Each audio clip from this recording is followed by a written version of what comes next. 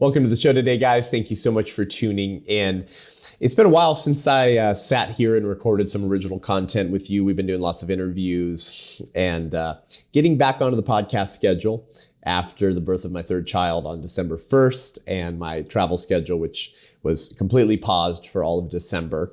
And so we're a little bit behind our usual 2-episode a week schedule, but we're going to be jumping back onto that. So if you're a faithful listener, thank you for staying with us. We apologize for the break in the content in the show. We are here in Virginia the day after the March for Life, which was Friday, January 20th. And so while we're here, we wanted to kind of return to an old episode, but kind of new and improved. We did an episode over a year ago called Abortion Defenders in Their Own Words. And it was one of our more popular and helpful episodes because, you know what? Pro-lifers aren't the only ones who say the unborn is a human being from the moment of conception. Pro-lifers aren't the only ones who call abortion killing. Pro-lifers aren't the only ones who point out and observe that Planned Parenthood uses sex ed and sexually charged conversations to propagandize the youth and sell abortions. Pro-lifers aren't the only ones who point out that the arguments for abortion work equally well to justify killing infants and the cognitively disabled. Abortion defenders admit all of this as well. So I've done the work for you since you don't have the time or energy, and I've gone and found all of these admissions from those who profit off of killing babies or have built a career defending killing babies. So you can quote these evil but intellectually consistent abortion leaders to your pro-choice friends the next time you're in a debate over abortion. Buckle up. I'm Seth Gruber, and this is UnAborted.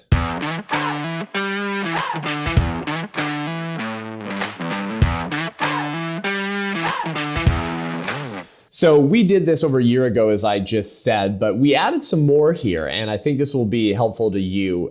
We'll go ahead and put these together somewhere, maybe on Patreon for our patrons, or in a newsletter, so you can kind of have access to these as well. So we're just going to kind of burn through some of these, and you can, save this episode to return back to, or download the PDF when we make it available, just to have all of that firepower available to you.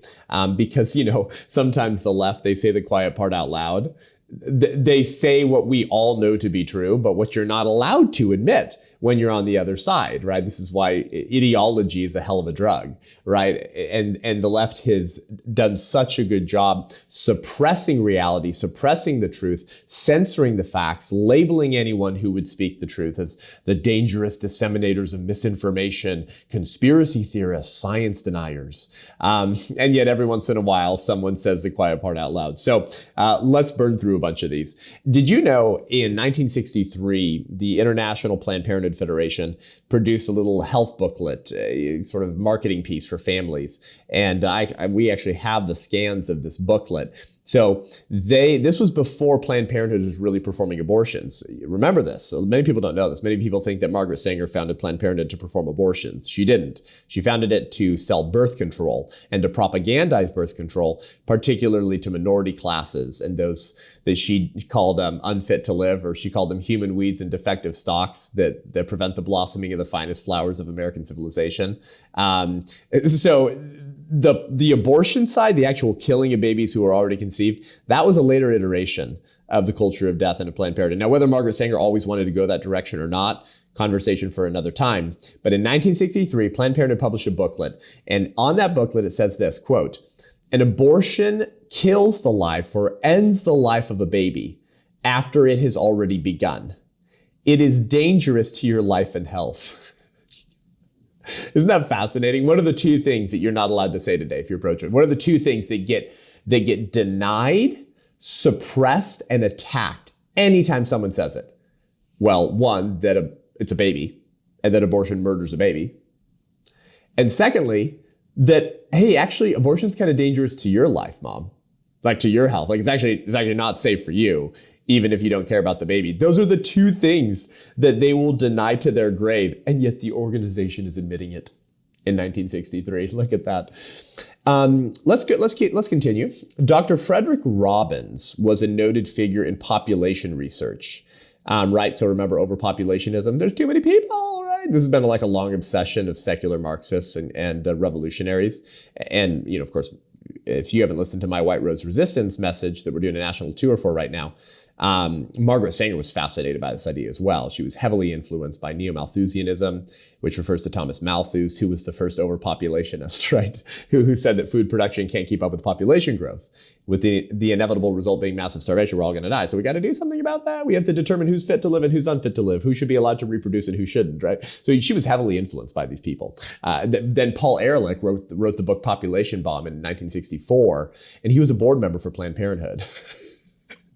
You hear that? Repeating the same lies about overpopulation from Thomas Malthus in the late 1700s, early 1800s. Okay, so Dr. Frederick Robbins was part of this movement, right, of research into population growth and trying to prove through science somehow that we're going to reach a bomb point, a population bomb point, where the world cannot sustain that level of people, or our resources can't, right? And so to make sure that millions of people don't die, we have to kill millions of people. Right, exactly. You got to kill a bunch of babies to make sure that a bunch of born people are not killed because of this threat. So Dr. Frederick Robbins once justified Planned Parenthood's dependence on unsafe birth control products, meaning he knew that some of these birth control products were dangerous for the women.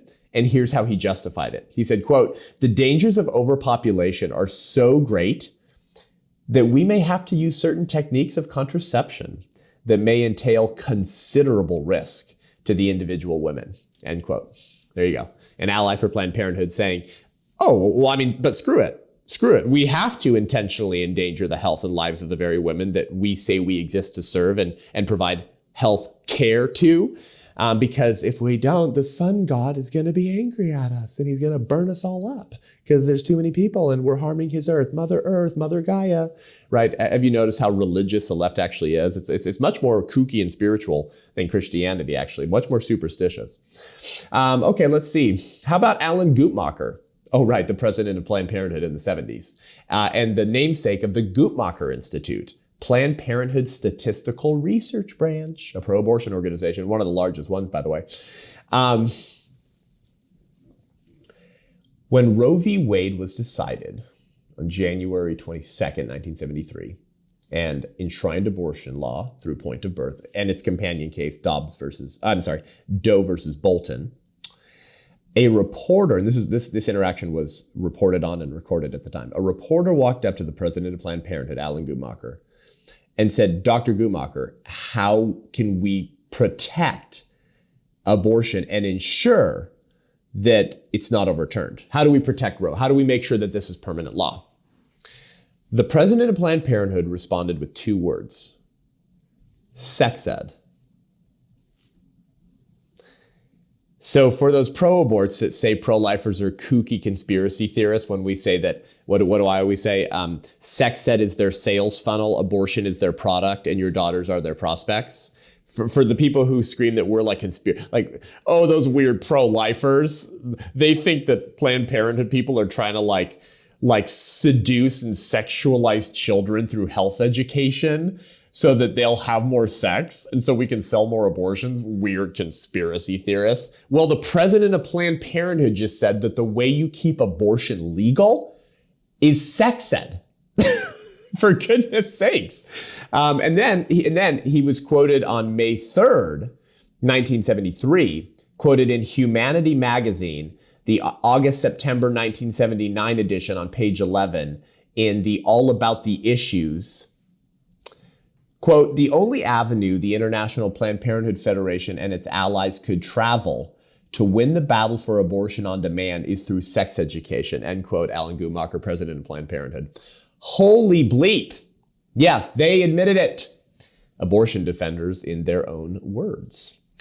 Here's a Planned Parenthood staffer from 1953 in a piece called Psychosexual Development, Planned Parenthood News, page 10 from 1953.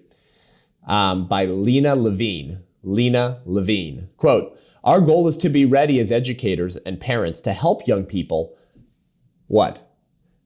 "Get contraception, practice safe sex, encourage abstinence." No.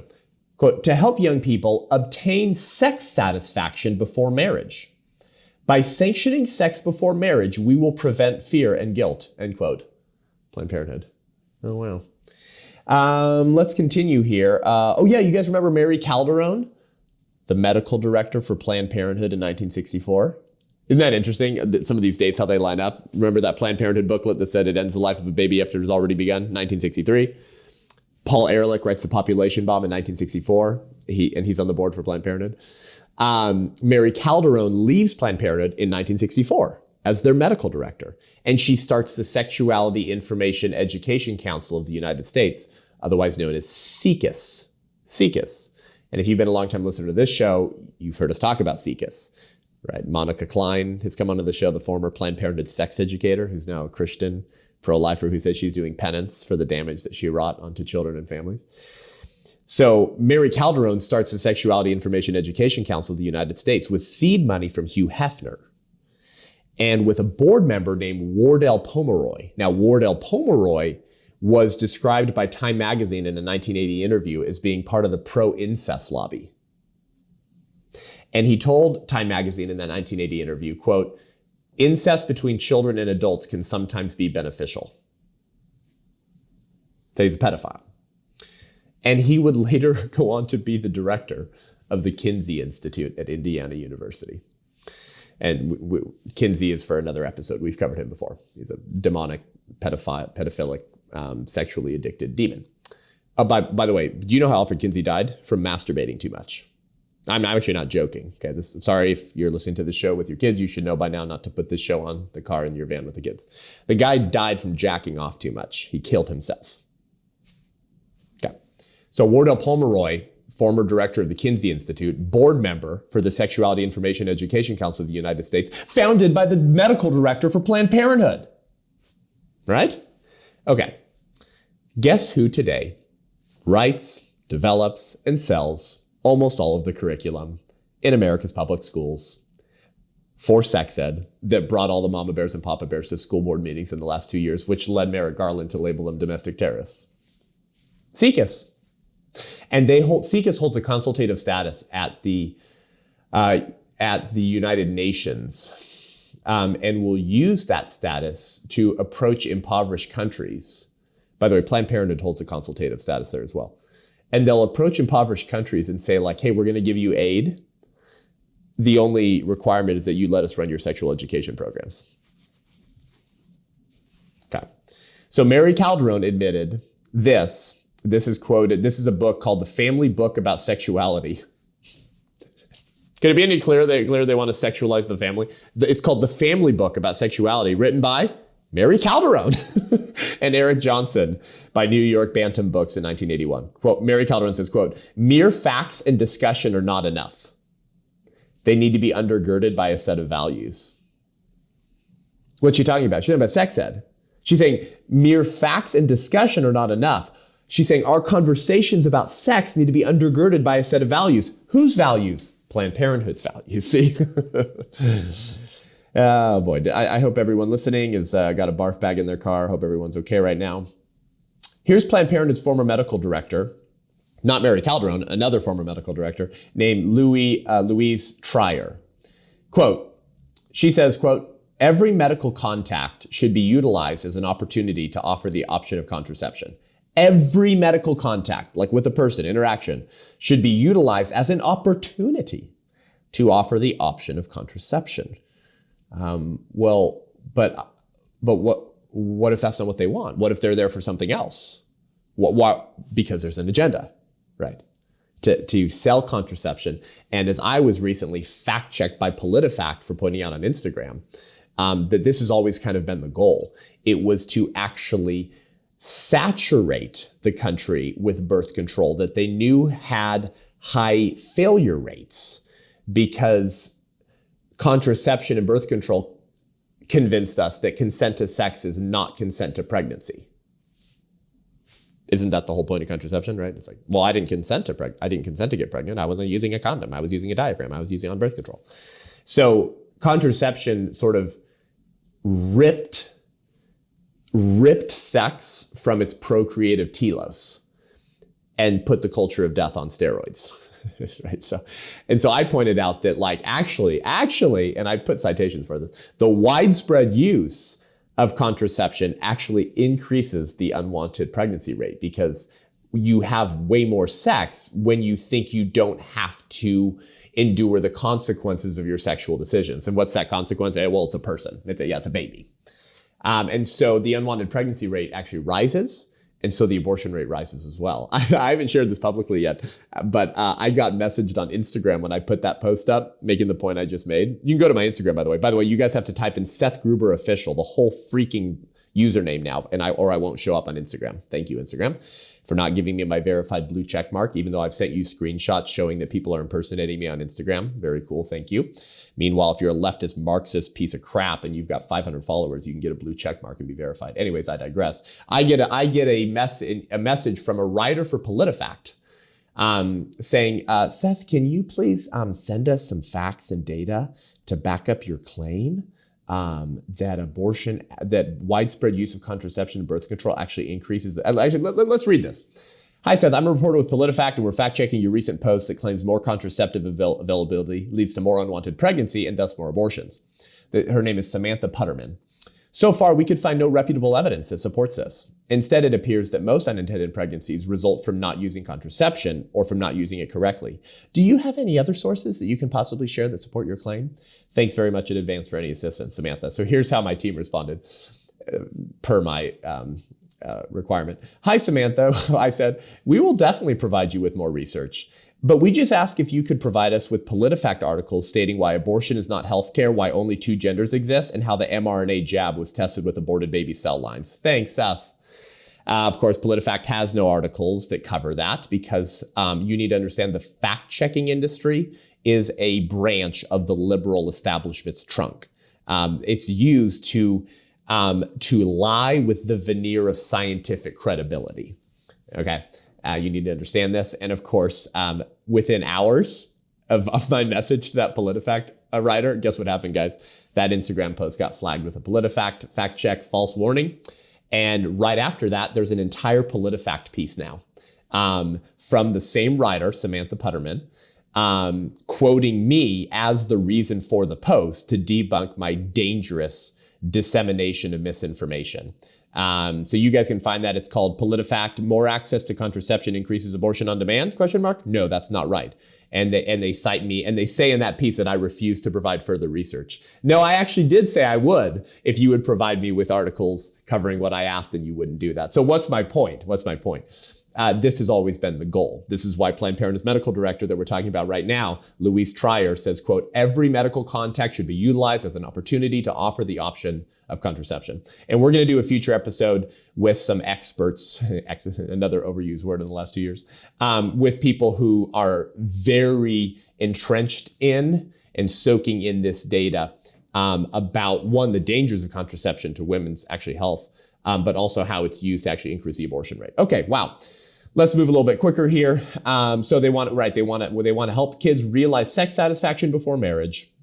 They want to use every contact as an opportunity to sell birth control. And Mary Calderon says that these conversations need to be undergirded by a set of values, of course, their values. Ruth Bader Ginsburg, remember her? The most pro-abortion Supreme Court justice in American history, bar none.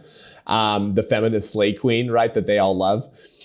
Ruth Bader Ginsburg told New York Times, by the way, she defended partial birth abortions on two different occasions, two different Supreme Court cases, whose titles are slipping my mind right now. I'm too short on sleep. I usually have them to call up for memory.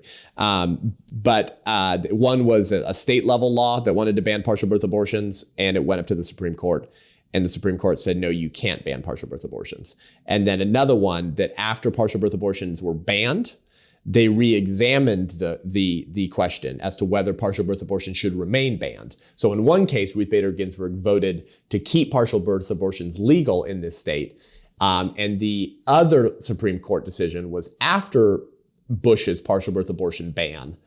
And she voted to rescind or reverse the ban on partial birth abortions, but she didn't have enough votes. The Supreme Court kept that ban in place, but she was on the wrong side both times. Remember, partial birth abortion, second or third trimester, you deliver the baby by their legs, forcibly delivered, but you leave the head and the shoulders in the vaginal canal. And then you take Metzenbaum scissors and you insert them up the vaginal canal and you stab the baby in the back of the neck, the head right here, and you open those scissors to create a hole in the baby's head, and you stick a suction vacuum catheter tube into the back of the head and you suck the brains out, and so the head collapses.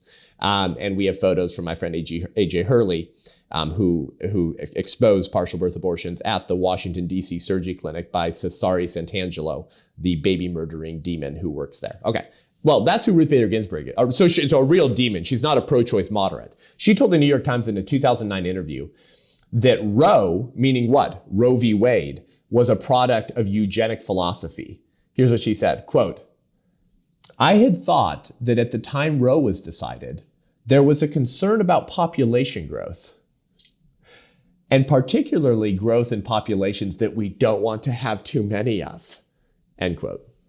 Now, whether Ruth Ginsburg was saying, when Roe was decided, I was concerned about the population of people we don't want too many of, it's actually beside the point. Whether she's saying she believed that or not, it is clear what she's communicating. She said, I thought that at the time Roe was decided, there was concern. So whether she was concerned about that or not, conversation for another time. But she's saying, it was obvious to me that there was concern amongst the people behind Roe v. Wade and legalizing abortion at the federal level, who were concerned about population growth. So once again, just to remind you that all these people were on the same team. It's not like George Soros and Klaus Schwab and Bill Gates and all these billionaires who fund eugenics are like detached from the larger abortion industry goals. They're all on the same team. And she's saying that. She was like, oh yeah, all the population growth, the overpopulationist people, their philosophies and ideas are the large reason why Roe happened. And particularly there were people who were concerned about certain people groups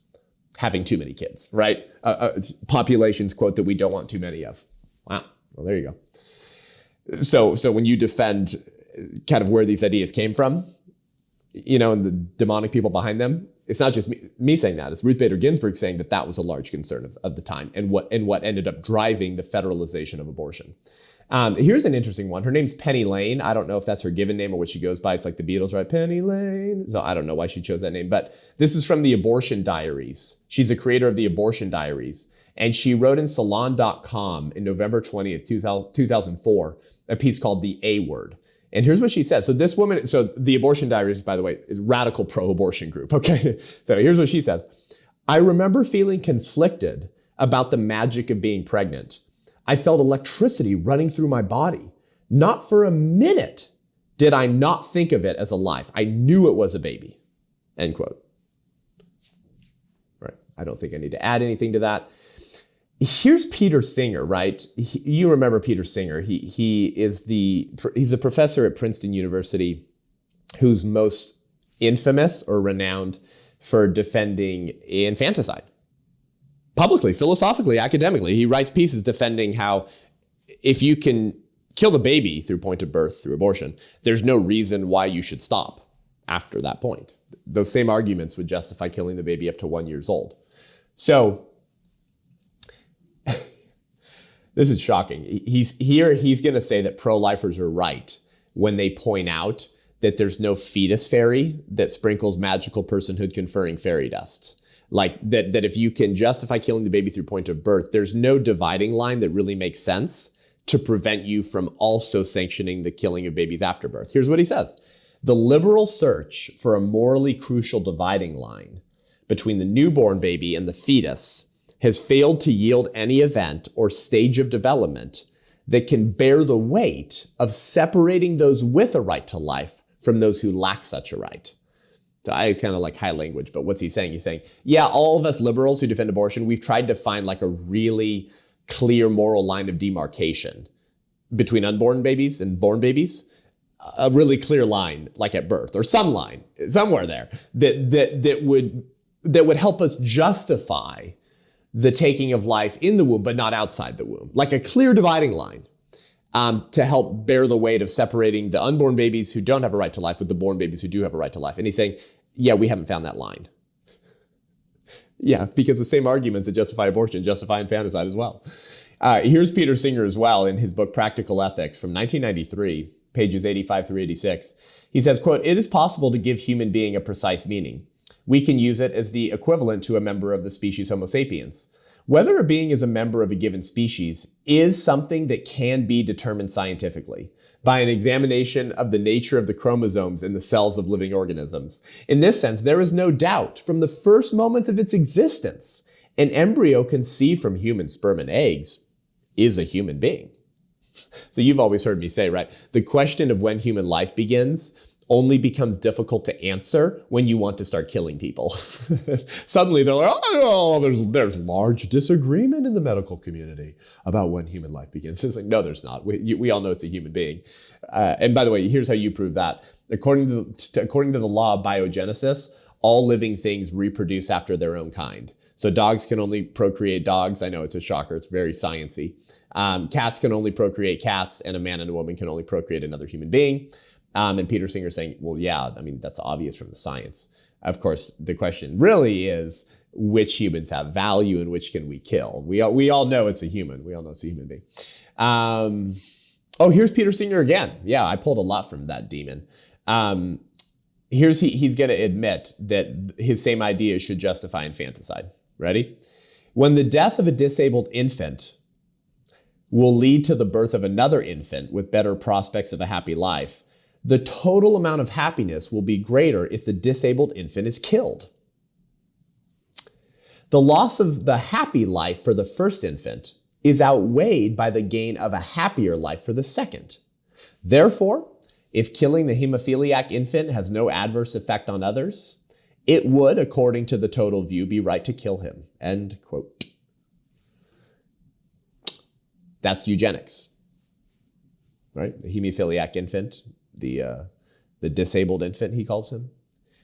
And so if the total happiness will be increased by the second infant and for the family by killing him and having another kid, then that would be right to kill him. That's correct. So what did I say in the intro? Pro-lifers are not the only ones who admit that the same arguments that justify abortion justify killing people this side of the womb as well.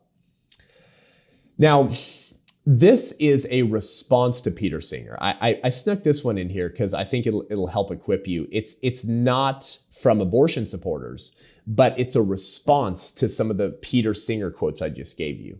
So you guys may know the name Robert P. George. If you don't, you should. Or Patrick Lee. Robert P. George is a renowned conservative thinker and philosopher and professor, and Patrick Lee is as well. And they have written extensively on the abortion issue, making the philosophical case for life and the philosophical rebuttals to all of the stupid pro-abortion arguments. So this, again, if you're not reading philosophy much, this might be some confusing language, but I'll try to summarize it for you. So listen to what they say in response to Peter Singer.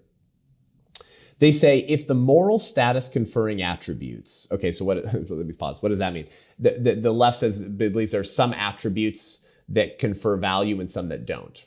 What are some examples of this? Well, they say if the baby doesn't have any desires in the womb, then it's not a person.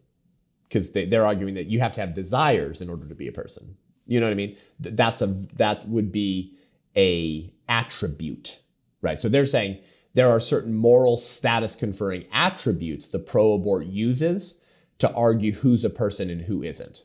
Moral status conferring attributes. So that could be desires, it could be ability to feel pain, it could be consciousness, right? These different check marks the left uses for personhood. So I hope you follow what they mean by that. So they say, if the moral status conferring attribute varies in degrees, whether it be the capacity for enjoyment or suffering, or another attribute that comes in varying degrees, then it will follow that some humans will possess that attribute to a lesser extent than some non-human animals. And so inevitably, some interests of some non-human animals will trump the interests of some humans. So what are they saying? They're saying, hey, all of these attributes and functions, they come in different degrees, don't they? Think about born people. Can we all feel pain to the same degree? Do we all have the same pain tolerance? No. Are we all the same degree of conscious? No. Are we all the same degree of self-aware? No. right? People with dementia, people in cognitive decline, some people with severe mental disabilities, some people with severe autism do not have the same degree of self-awareness or consciousness that other born people do. Do you see what I mean now that some of these moral status conferring attributes come in varying degrees? We don't share them equally, but our humanity and rights are still shared equally. So what Robert P. George and Patrick Lee are saying in responding to people like Peter Singer is they're saying that there are some severely, maybe cognitively disabled people or people who can't feel pain who will actually possess that attribute to a lesser extent than some animals. That's true. Some animals would have a greater ability to feel pain, or maybe in the highly intelligent chimpanzee could potentially have a greater degree of desires or self-awareness than a severely cognitively disabled human being. So what are they saying? They're saying, whoa, if Peter Singer is grounding human rights and personhood on certain attributes that we don't share equally, on certain attributes that in and of themselves vary and come in different degrees, then it would follow that there would be some cases where animals would have a greater possession of that moral status conferring attribute than some human beings, which would mean that the animal would have more rights. If you grant Peter Singer's premise that personhood and a right to life are based on these certain attributes and functions and accidental properties rather than on being human. So I hope I was able to break that down for the layman. So they continue here and they say, also, it will follow that some humans will possess the attribute in a higher degree than other humans, with the result that not all humans will be equal in fundamental moral worth and dignity. So back to what I said in the introduction at the top of the show, what did I say? I said pro-lifers aren't the only ones who point out that arguments for abortion work equally well to justify killing infants and the cognitively disabled. And Robert P. George and Patrick Lee are saying, yeah, that's what Peter Singer's arguments do. It results in a destroying of the concept of human equality. Okay, let's move on. That was a little bit more philosophical. California Medicine, a pro-abortion journal, a journal that favors abortion, wrote in 1970, 3 years before Roe v. Wade, baby, that everyone knows that human life begins at conception.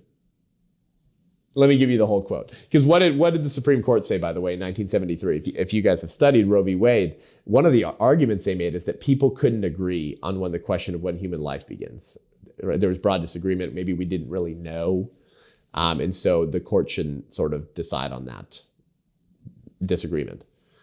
And yet you've got pro-abortion medical journals saying the complete opposite. So this is from California Medicine, September 1970, in a piece called A New Ethic for Medicine and Society. This is damning. You ready? Since the old ethic has not yet been fully displaced, it has been necessary to separate the idea of abortion from the idea of killing, which continues to be socially abhorrent. The result has been a curious avoidance of the scientific fact, which everyone really knows, that human life begins at conception and is continuous, whether intra or extrauterine until death. The very considerable semantic gymnastics which are required to rationalize abortion as anything but taking of a human life would be ludicrous if they were not often put forth under socially impeccable auspices. So high language to basically say. So we wanted to separate this idea of abortion from the idea of killing, because killing sounds really kind of nasty and we don't really want people associating abortion with the concept of killing. But this has resulted in people avoiding the scientific fact, which they say everyone really knows that human life begins at conception. So then what? We have to resort to semantic gymnastics, they say. It's damning language. They finish with this. It is suggested that this schizophrenic sort of subterfuge is necessary because while a new ethic is being accepted, the old one has not yet been rejected. So what's that old ethic? The Judeo-Christian worldview that based the rights of man in our common human nature. What's the new ethic? humanism, right? Darwinism. 1970, they're saying we all know that human life begins at conception. Isn't that damning? Dr. Warren Hearn, the abortionist and the author of the textbook Abortion Practice, which is the leading medical textbook that teaches abortion procedures. Dr. Warren Hearn spoke at a Planned Parenthood conference, and he said, quote, "We have reached a point in this particular technology where there is no possibility of denial of an act of destruction by the operator. It is before one's eyes. The sensations of dismemberment flow through the forceps like an electric current." So he calls abortion killing, doesn't he? He says it's an act of destruction. So abortion is not killing because pro-lifers say so, but because one of the leading abortion trainers says so. Anthony Kennedy, remember that name? The Supreme Court Justice, Anthony Kennedy, who's pro-choice, pro-abortion. He said, quote, "The fetus in many cases dies just as a human adult or child would die. It bleeds to death as it is torn limb to limb. The fetus can be alive at the beginning of the dismemberment process and can survive for a time while its limbs are being torn off." Wow. That's how pro-abortion Supreme Court Justice Anthony Kennedy described it. How about this New Mexico abortionist who was even more candid, as quoted by Diana Gianelli in a piece called "Abortion Providers Share Inner Conflicts" in American Medical News, July 12, 1993. A New Mexico abortionist said, quote, "Paradoxically, I have angry feelings at myself for feeling good about a technically good procedure which destroys a fetus and kills a baby," end quote. Oh, so it's not just pro-lifers that say it's a baby and abortion kills a baby. Oh, said the quiet part out loud, I guess.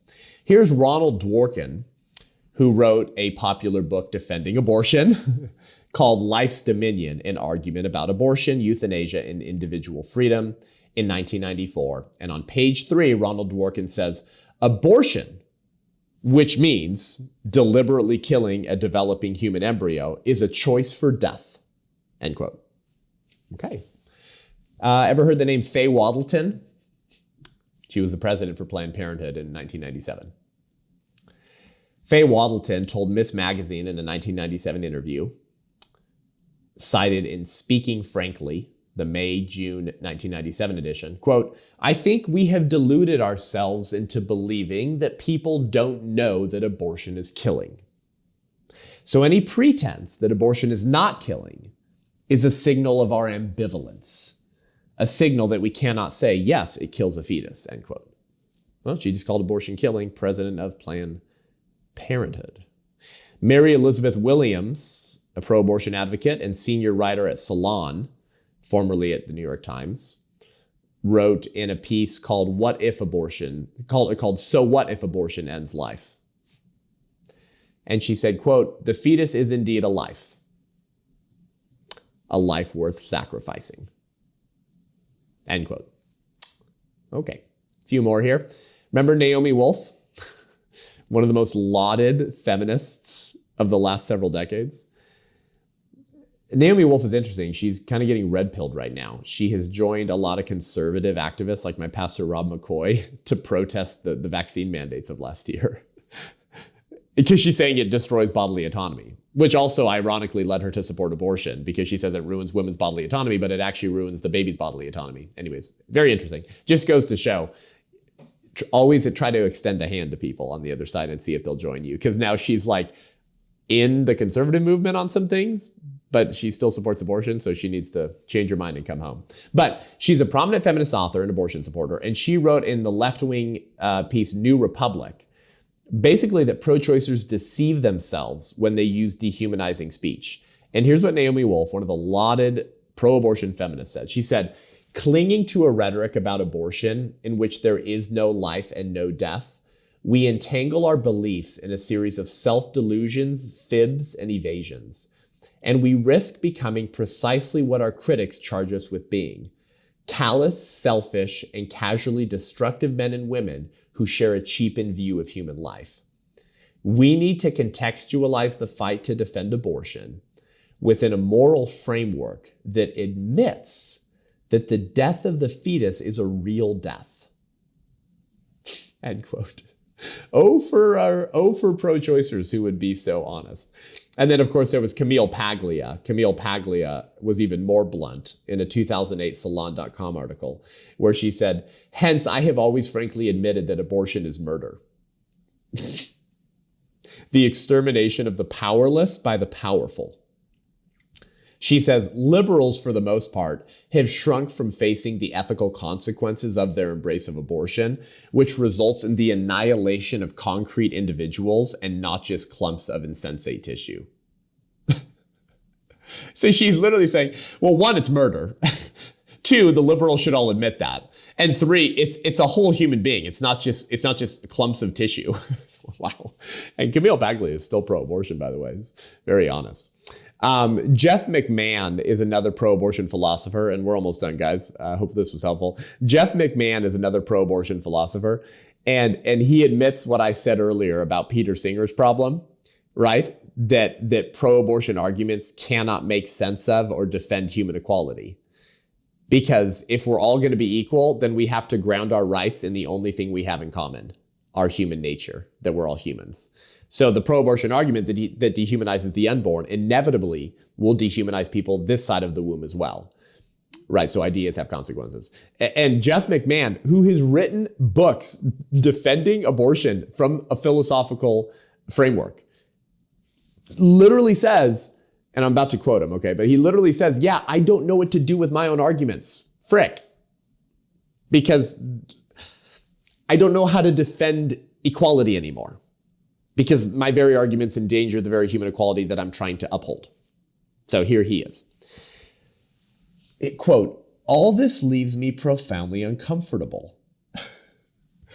He says, it seems virtually unthinkable to abandon our egalitarian commitments. Yet the challenges to our position, what challenges? From pro-lifers, right? Yet the challenges to our position support skepticism about the compatibility of our beliefs with the fact that the properties on which our moral status appears are all matters of degree. It is hard to avoid the sense that our egalitarian commitments rest on distressingly insecure foundations. End quote. Again, it's kind of high language again, but what's he saying? He's saying, yeah, the challenges to our position, they cause me to be skeptical. Right? He says, support skepticism. They cause me to be skeptical about what? He says, about the compatibility of, so about combining our beliefs on human equality with our beliefs that all of the properties that I'm grounding moral worth on, they all come in different degrees. Which means that then human equality would come in different degrees. Right? If you ground human rights and the right to life on things that come in varying degrees, it follows that the right to life and human equality come in varying degrees. And he's saying this. He's saying it's hard to avoid the sense that our egalitarian commitments rest on insecure foundations. Three more. Anne Freudy. She's the CEO of the largest independent abortion provider in the UK. And she said this in a 2008 debate. We can accept that the embryo is a living thing, in the fact that it has a beating heart, that it has its own genetic system within it. It's clearly human in the sense that it's not a gerbil. And we can recognize that it is human life. But they don't care, right? So it's not pro-lifers who say the unborn is a human being. It's the people who kill babies that say it's a human being. Alan Guttmacher, once again, right? Remember the guy, the Planned Parenthood president from the 70s who said that the answer to Roe and the answer to keeping Roe and abortion is sex ed? Well, Alan Guttmacher wrote a book called Life in the Making. And on page 3, he says, regarding whether people know when human life begins, he says, quote, this all seems so simple and evident that it's difficult to picture a time when it wasn't part of the common knowledge, end quote. This all seems so simple and obvious that I don't know when we didn't know this or when we didn't admit this, that human life begins at conception. And lastly, David Boonin. David Boonin, one of the most popular pro-abortion philosophical voices. He's debated Hadley Arcus, I believe, and other brilliant pro-life defenders. And he wrote a book called A Defense of Abortion from 2003. And he says, quote, "A human fetus, after all, is simply a human being at a very early stage in his or her development." So there you go. We're not the only ones who say abortion's killing or that the baby is human from the moment of conception. We're not the only ones who observe that Planned Parenthood uses sex ed and sexually charged conversations to propagandize the youth and sell abortions. We're not the only ones who point out that the arguments for abortion work equally well to justify killing infants and the cognitively disabled. The other side admits it. The other side acknowledges it, and they've done it for decades. So what should that tell you about them? They are evil incarnate. They don't care that we are right and they are wrong. They don't care that their arguments don't hold up in the public square and under discourse and dismemberment and evaluation. They don't care anything. They know it all, but abortion enables them to play God. Oh yeah, and make a lot of money while doing so. Enrich themselves beyond their wildest daydreams and enjoy the godlike feeling of taking human life, of being in charge. Do you guys remember the alleged comedian, that redhead alleged comedian who like had her own show one time and was on Saturday Night Live? I'm forgetting her name right now. But we played a clip of her. She had her own Netflix comedy special. The name will come to me later. You guys will probably remind me. But we covered her on the podcast a couple times. And she said in this Netflix special, she said, "My abortion made me feel very powerful." And she said, "I walked out of that abortion center and I was thinking, move over, Morgan Freeman. I am God." She said that in her Netflix comedy special. Yeah, I bet you did feel really powerful. I'm sure you did. Yes, one does feel powerful when they kill other people. Yeah, that happens. And it's evil when the human being was innocent, particularly a baby. So why do they do all this? Why do they admit all the stuff I just showed you, but they don't care and they don't change their minds? Because they feel like God. Yes, they feel very powerful. They feel like the world is at their fingertips when they run, well, in Planned Parenthood's case, the largest, best funded, and most profitable nonprofit in human history. To end the lives of over 65 million human beings through the abortion industry in America alone since 1973, and to enrich themselves beyond their wildest daydreams. So stop complaining about the hypocritical left. They know all of this that I just went over. They don't care. But at least now you're equipped to speak to those in the squishy middle, right? We know this from the polling. Most people who are pro-choice don't support the Democrat Party's platform position of abortion through point of birth funded by the public dole. That's not the mainstream position, even for pro-choicers, right? That's right. There's a Gallup poll from 2019 that we cite on the show all the time that found that only 13% of Americans support abortion in the third trimester, which means 87% of people in America don't support the Democrat Party's platform position on abortion. Even if they're not pro-life, they're somewhere in the middle. Well, cite this to them, shall you? There you go. Now you're equipped. Next time you talk to supporters for abortion who you know don't support the Nancy Pelosi, Chuck Schumer, AOC position on abortion, now you're equipped to show them that the other side knows exactly what they're doing. They know they're wrong. They know pro-lifers are right, and they don't care. Well, thank you guys for tuning in today. Head on over to iTunes, Spotify, YouTube, give the show a rating and review. Let us know what you think. Leave us 5 stars. It really helps the show up and more people see it. We really appreciate that. Tune in for our DC footage, man on the street conversations or attempted conversations with people who put megaphones in your face and turn the siren on. Very soon, follow us on social media where we're getting shadow banned and heavily censored, and PolitiFact writing to me and whole pieces debunking what is obviously true because they take the Nazi approach to political discourse, which is to, what did Joseph Goebbels say? To to prevent the people from experiencing the political consequences of the state's lies. So you have to lie on a lie on a lie. I feel like Elf, you sit on the throne of lies. Well, follow us, share our content to help us debunk those lies. If you want to join the White Rose Resistance and help us educate and expose culture to the evil of abortion until every person has the right to be born, follow us on Instagram at thewhiterose.life, thewhiterose.life, our website, www.thewhiterose.life. To become an ally of the White Rose Resistance, sign up at $35 a month, and you can join me once a month for a donor-exclusive hour or long plus live stream on Zoom to get equipped to be a voice for the unborn and connect with other allies around the country. Until next time, I'm Seth Gruber, and this is UnAborted.